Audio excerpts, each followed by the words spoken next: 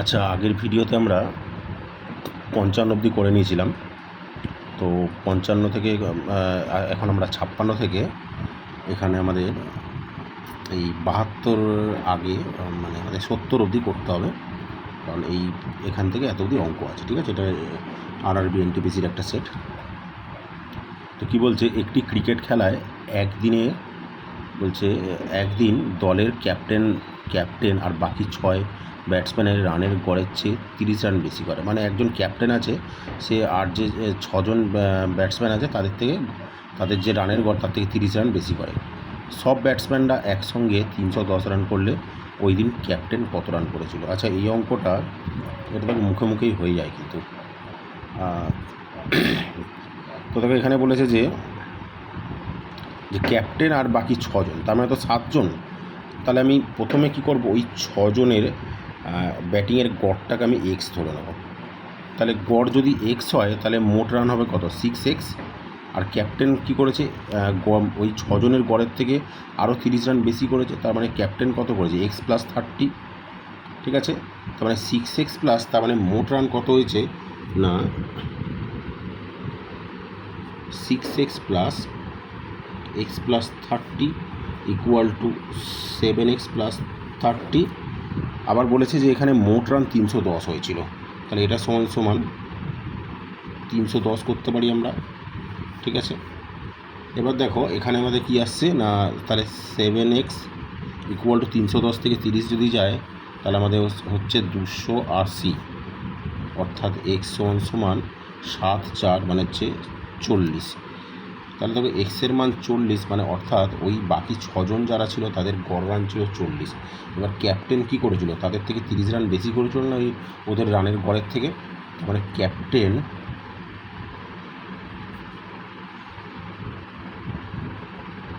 Scored 30 plus 40 equal to 70। তাহলে captain 70 run করেছিল, ঠিক আছে? তাহলে এখানে 70 কোথায় আছে? 70 রান। এবার বলেছি যে a minus B equal to 5 আর a square plus B square 97 হলে এ বি এর মান কত? আচ্ছা, এটা একদম ক্লাস 7-এর অঙ্ক। এটা a square plus B square equal to 97 আছে। তাহলে আমরা a square plus B square যদি 97 পাই, a square plus B square equal to 97। আর আমাদের বলে দিয়েছে এখানে এ মাইনাস বি এর মান 5 বলেছে, এ মাইনাস বি 5। তাহলে এ বিটা চেয়েছে। তাহলে আমরা জানি এ স্কোয়ার প্লাস বি স্কোয়ারের দুটো সূত্র হয়, একটা A plus B whole square minus 2ab, একটা A minus B whole square plus 2ab। তাহলে আমরা এখানে কিন্তু A minus B whole square plus 2abটা ধরবো আমরা, ঠিক আছে? কারণ যেহেতু এখানে এ মাইনাস বি এর মানটা দিয়ে দেওয়া আছে। তাহলে এটা সমান লিখতে পারি আমরা যে A minus B whole square plus 2ab equal to 97। তাহলে এ মাইনাস বি এর মান বলে দেওয়া আছে 5, ঠিক আছে? 5। তাহলে এই 5 square plus 2ab equal to 97। তাহলে কত হচ্ছে? 2ab ইকুয়াল টু 97 থেকে 5 5 25 মাইনাস যাবে, তার মানে 25 মাইনাস গেলে কত হচ্ছে? 72, ঠিক আছে? তাহলে ab ইকুয়াল টু 36। তাহলে এখানে এবির মান 36 দেওয়া আছে, ঠিক আছে? বলছে এ যদি 3 টাকা পায়, বি পায় 4 টাকা, আবার বি যদি 5 টাকা পায়, সি পায় 6 টাকা। যে সময় এ 20 টাকা পাবে সেই সময় সি কত টাকা পাবে? আচ্ছা, এখানে বলেছে এ 3 টাকা পাচ্ছে, বি 4 টাকা পাচ্ছে। তাহলে আমি রেশিওতে চলে যাই, এ 3 টাকা, এ 3 বি 4। আবার বলছে বি যখন 5 টাকা পাচ্ছে, সি পাচ্ছে 6 টাকা। তাহলে বি 5 টাকা হলে সি 6 টাকা, বি হচ্ছে 5, সি 6। তাহলে এদের রেশিও নিয়ে চলে আসি আমরা। তাহলে A is to B is to C, আমরা এই একটা জানি, এরম সিস্টেম 10 মতো, 3 5 15, 5 4 20, 4 6 24, ঠিক আছে? আচ্ছা, তাহলে এখানে আমাদের কত হচ্ছে না 15, 20, 24। এবার বলেছে যে এ যখন 20 টাকা পায়, তাহলে এ কত পাচ্ছে 20 টাকা, সেই সময় সি ক টাকা পাবে। তো এখানে একে যদি 20 টাকা করতে হয় আমাদের তাহলে কি করতে হচ্ছে? আচ্ছা, এখানে আমরা একটা কাজ করি, এখানটায় তো 20 টাকাটাকে এরমভাবে সরাসরি যদি আনতে চাই তাহলে আমাদের একটু ভগ্নাংশে যোগ বিয়োগ করতে হবে। তো এটাকে আমরা একটা কাজ করি, 20 দিয়ে গুণ করি এটাকে, ঠিক আছে? তাহলে 20 দিয়ে যদি আমরা গুণ করে দেখি কত হচ্ছে, 20 দিয়ে গুণ করলে আমাদের হচ্ছে 20, 300, 20 হচ্ছে 400, 24 দুগুণে 480। এবার আমাদের বলেছে যে এ পাচ্ছে 20 টাকা, তাহলে একে 20 টাকায় আনতে গেলে আমাদের কি করতে হচ্ছে? তাহলে 300কে আমাদের হচ্ছে 15 দিয়ে ভাগ করতে হচ্ছে না? একে 20 টাকায় আনতে গেলে আমাদের একে 15 দিয়ে ভাগ করতে হচ্ছে, ঠিক আছে? তাহলে আমাদের সিকেও 15 দিয়ে ভাগ করতে হবে। তাহলে 480/15 করে দেখি, 480/15, তাহলে 15, 3, 15, 45, 15 দুগুণে 30, তার মানে অ্যান্সার হচ্ছে 32। বোঝা গেল? এই 300কে, এই যে 300কে যদি 15 দিয়ে ভাগ করি তাহলে কত হচ্ছে? তাহলে তো 20 হচ্ছে, তাই না? তাহলে আমাদের 480কেও 15 দিয়ে ভাগ করতে হবে, তাহলে 32। অ্যান্সার হচ্ছে 32 টাকা। একটি খাদ্য ভাণ্ডারে 1800 জন লোকের 10 সপ্তাহের খাদ্য মজুদ ছিল। এবার বলেছে ওই খাদ্য কতজন লোকের 20 সপ্তাহ চলবে যদি প্রত্যেকে 1/10 খাদ্য কম খায়। আচ্ছা, অঙ্কটা কিন্তু দেখতে সোজা হলেও অঙ্কটা মোটেও অতটা সোজা নয়। মানে সোজা অঙ্ক, প্র্যাকটিস করলে সোজা, কিন্তু নাহলে একটু ট্রিকি অঙ্ক আছে। বলছে যে একটি খাদ্য ভাণ্ডারে কী বলছে? 1800 জন লোকের, এই যে 1800 জন লোক, তারা 10 সপ্তাহ ধরে খাবে এরম খাদ্য মজুদ ছিল। এবার বলেছে ওই খাদ্য কতজন লোকের 20 সপ্তাহ ধরে চলবে যদি প্রত্যেকজন ব্যক্তি 1/10 করে খাবার কম খায়। তাহলে এটাকে কি করতে হবে? এটা যদি আমরা সরাসরি M1, D1, W1 এর ফর্মুলায় ফেলতে যাই তাহলে কিন্তু অঙ্কটা সহজে আসবে না। আবার এই অঙ্কটা যদি আমরা ঐকিক নিয়মে বা ত্রৈরাসিক পদ্ধতিতে করতে চাই তাহলে কিন্তু অঙ্কটা অনেক লম্বা হয়ে যাবে। তাহলে এখানে আমি একটা যে প্রসেসটা করব সেটা হচ্ছে, দেখো 1800 জন 10 সপ্তাহে খাচ্ছে কত খাবার? 1 খাবার। তাহলে এখানটাতে এই যে 1800 জন 10 সপ্তাহে 1 খাবার খাচ্ছে। তো এবার একজন কত অংশ করে খাবার কম খাচ্ছে? 1/10 করে খাবার কম খাচ্ছে, তার মানে 9/10 খাবারটা খাচ্ছে এখানে। তাহলে একজন 9/10 খাবার খাচ্ছে, ঠিক আছে? 1/10 মানে 1 থেকে 1/10 যদি বিয়োগ দিই তাহলে তো মানে ওরা 10% করে খাবার কম খাচ্ছে, তার মানে ওরা একজন 90% যা খাবার খাচ্ছিলো 90% খাবার খাচ্ছিলো। তো এবার আমাকে বলেছে যে এখানে ওই খাদ্য কতজন লোকের 20 সপ্তাহ ধরে চলবে। তাহলে এখানে আমরা কি করব? 20 সপ্তাহ ধরে চলবে কতজন, জনটা তো আমরা জানি না, M2 রেখে দিচ্ছি আমরা। আর এখানে 20 সপ্তাহ ধরে চলছে। এইখানেই যেটা কাজটা করতে হবে সেটা হচ্ছে যে এই যে 1/10 মানে যে খেয়ে নিচ্ছে, মানে 9/10 আছে, এইটাকে আমরা ঘুরিয়ে দেবো, এটাকে 10-এর 9 করে দেবো। এই 10-এর 9 করে দিলেই কিন্তু অ্যান্সারটা এসে যাবে, ঠিক আছে? তো এইখানে আমরা কী করবো? কাটাকুটিটাকে আমরা করে দিই, ঠিক আছে? এটা কাটাকুটিটা করলে কী দাঁড়াচ্ছে না, 20 আর 10-এ এই 2 হচ্ছে, 2কে 1800 মানে কত দাঁড়াচ্ছে? এটা হচ্ছে 900 হচ্ছে, ঠিক আছে? এবার দেখো M2 ইকুয়াল টু তাহলে কত হচ্ছে?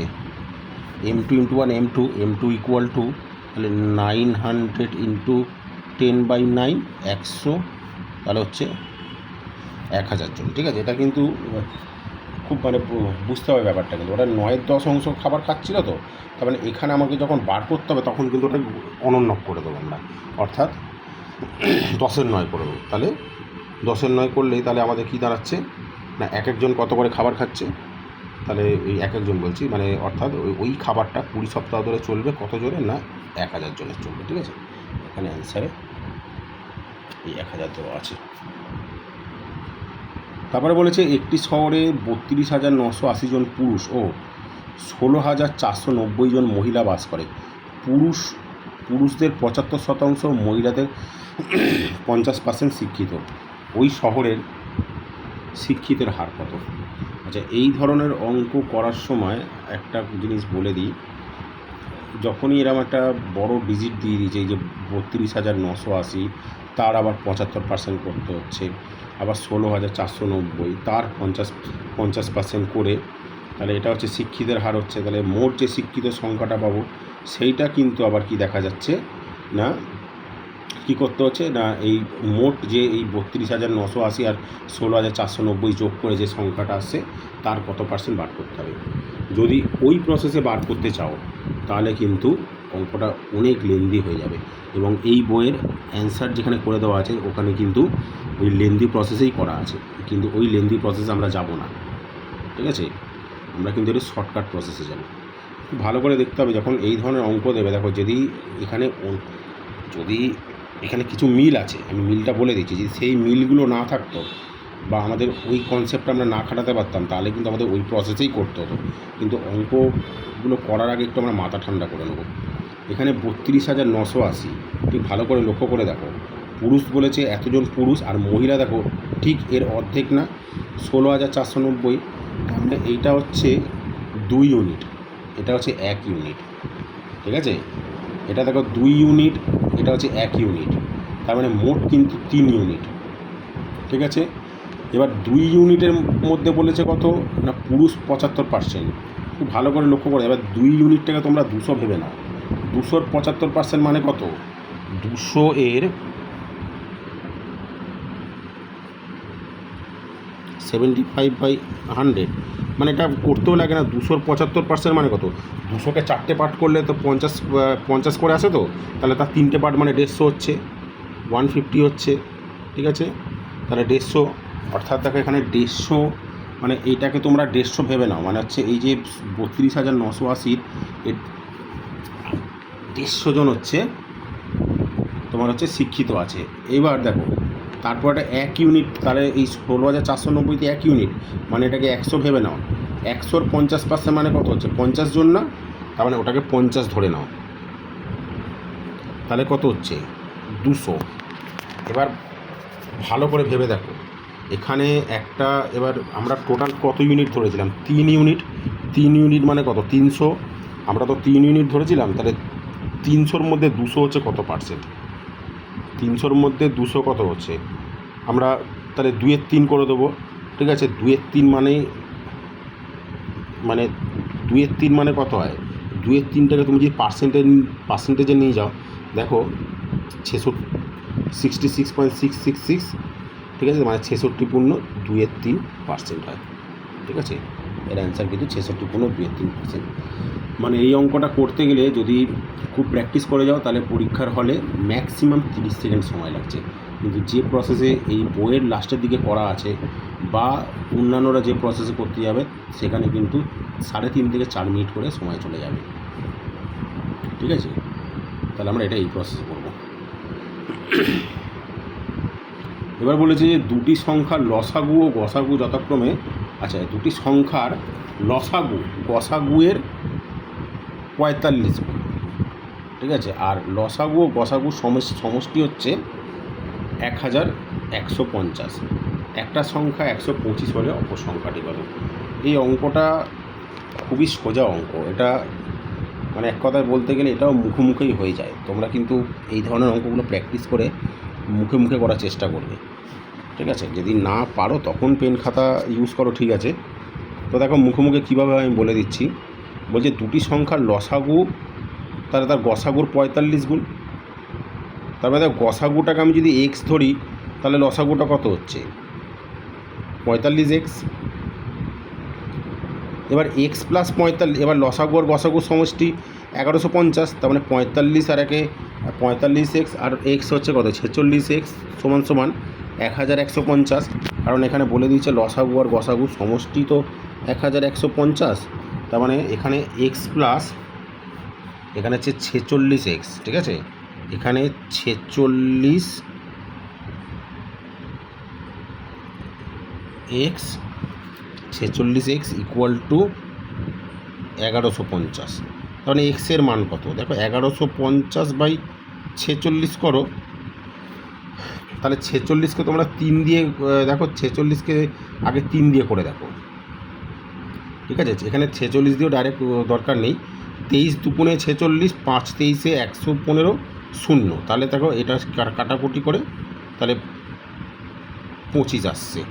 তাহলে এক্সের মান 25।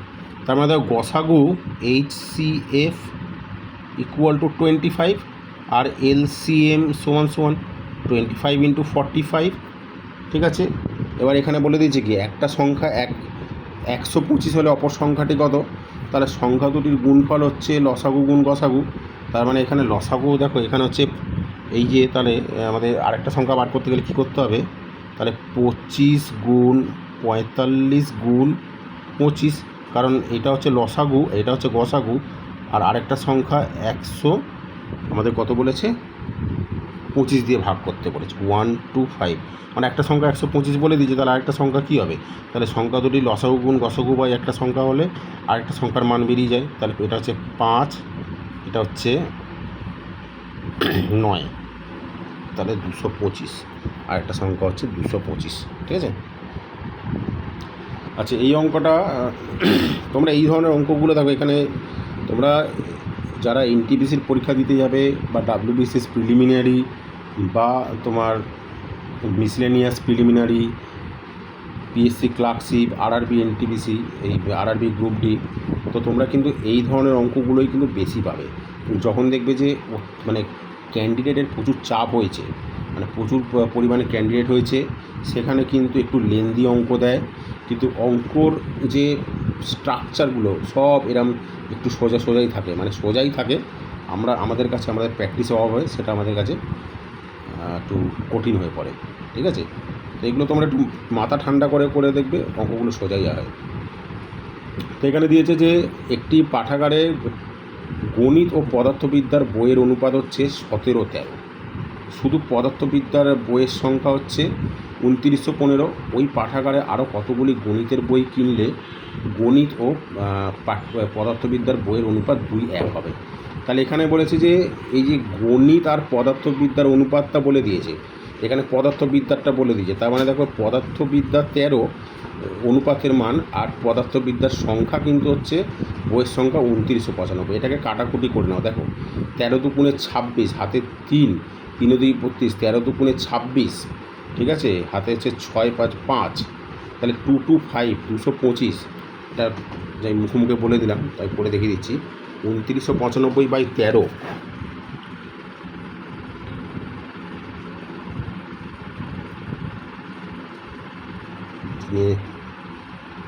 2925, সরি 95 না, 2925। তাহলে 13 দুগুণে 26, 3 2 32, ঠিক আছে? 13 দুগুণে 26, ঠিক আছে?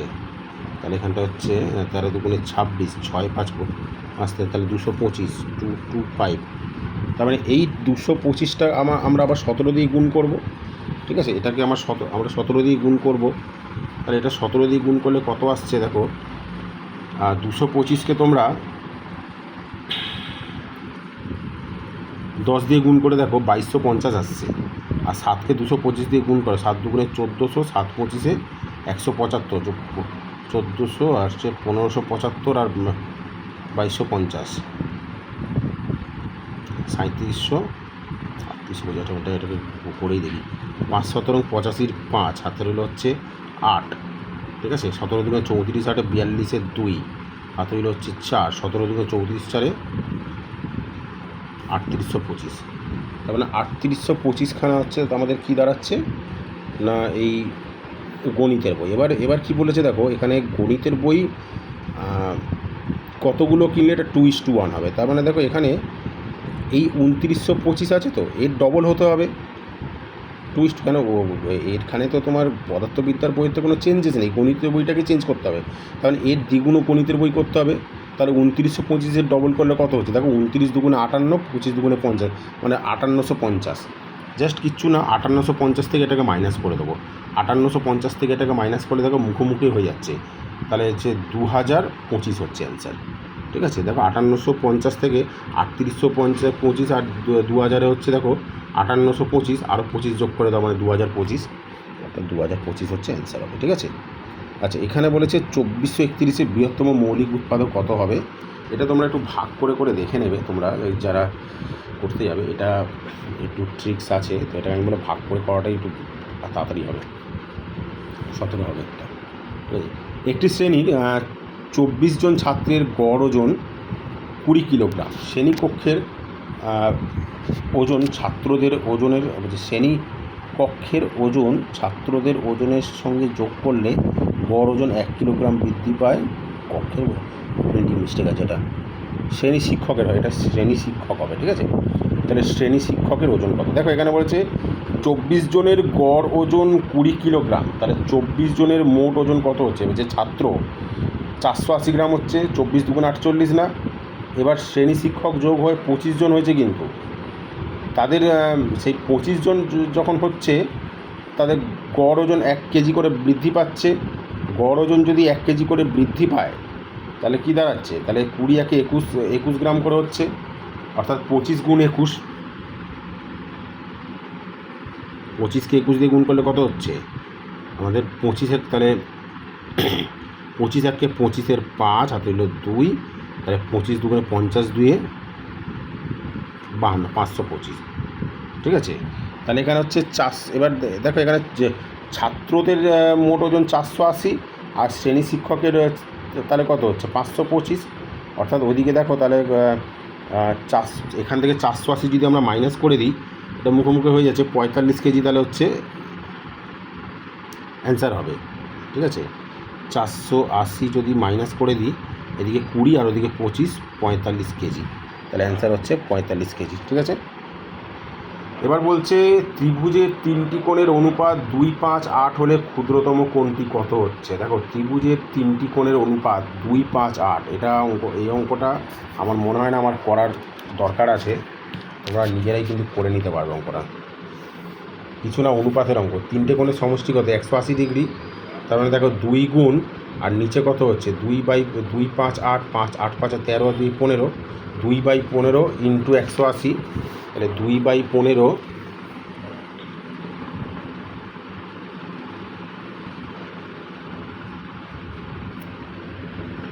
12, তাহলে 12 দুগুণে 24 ডিগ্রি, সবথেকে ছোটোটা হচ্ছে 24 ডিগ্রি হবে।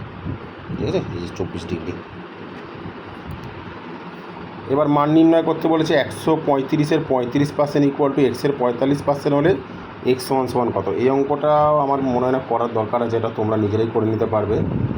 তো এই অঙ্কটা তোমরা আমাকে কমেন্ট বক্সে জানাবে যে এর অ্যান্সারটা কত হচ্ছে। ঠিক আছে, খুব সোজা।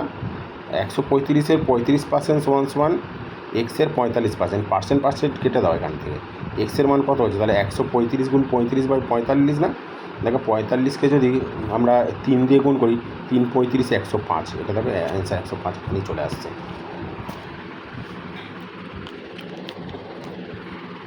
এবার বলেছে 3টি পদের কর্মচারীরা 1:2:3 হারে বেতন পান। যদি তাদের বেতন যথাক্রমে 5%, 10%, 15% হারে বৃদ্ধি পায়, তাহলে নতুন অনুপাতের হার কী হবে। এটাও দেখো অর্ধেকটা অঙ্ক মুখোমুখি হয়ে যাচ্ছে, অর্ধেক কি পুরোটাই কিন্তু মুখোমুখি হয়ে যাচ্ছে। দেখো 3টি পদের কর্মচারীদের বেতন হার, মানে ধরো 3টে পোস্টের যে কর্মচারী আছে, তাদের প্রথম পোস্টের জন্য তারা 1 2 3 করে আসে। এটাকে তোমরা এরম করে নাও যে 100 200 300 ধরে নাও, ঠিক আছে, বা 1000 2000 3000 ধরে নাও। এবার দেখো এখানে এদের বৃদ্ধি পাচ্ছে কত 5%, সেকেন্ড পোস্টে যারা আছে তাদের হচ্ছে 10%, আর 3 নম্বর পোস্টে যারা আছে তাদের 15% করে বেতন বৃদ্ধি পাচ্ছে। তাহলে নতুন অনুপাতের হার কী হবে। তাহলে 100 200 300 যদি ধরো, দেখো 100-র 105% মানে 105, 200-র 110% মানে কত, 200-র 110% মানে হচ্ছে 220, ঠিক আছে, আর 300-র 115% মানে 15% বাড়ছে, তো তার মানে 115% হচ্ছে 300-115% মানে কত হচ্ছে? 115, 300 মানে হচ্ছে 345 হচ্ছে।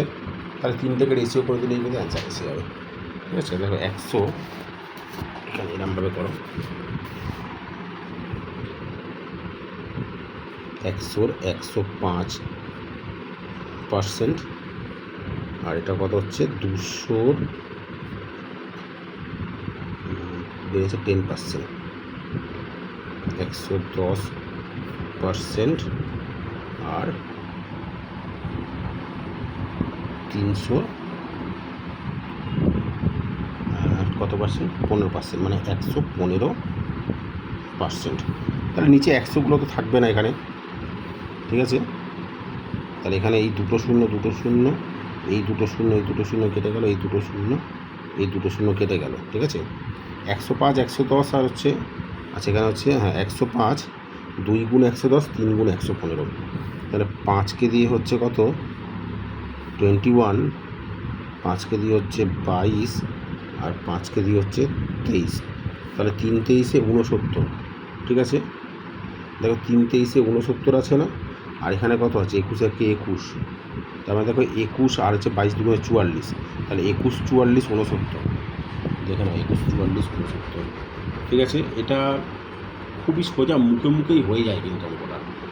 জাস্ট তোমাদের বোঝানোর জন্য আমি খাতা কলমটা ইউজ করলাম। তারপরটা বলেছে দেখো 0.16 √/0.16, 0.16 স্কোয়ার আর 0.16 মাথায় বার আছে। তাহলে এখানে এটা কী হবে? মানে এদের মধ্যে বলেছে বৃহত্তম সংখ্যা কোনটা। তার মানে একটা জিনিস খুব ভালো করে দেখো, এই যে মাথায় বার আছে, তার মানে এইটা তো তার মানে এই যে 0.16 করে চলতে থাকছে। ঠিক আছে, আর 0.16 স্কোয়ার মানে কত? 16 হচ্ছে তোমার 256। ঠিক আছে, মানে 0.256। ঠিক আছে, আচ্ছা একটু ভিডিওটা অফ করতে বাধ্য হচ্ছে, আমার একটা ফোন আসছে, আমি পরের ভিডিওতে কন্টিনিউ করছি।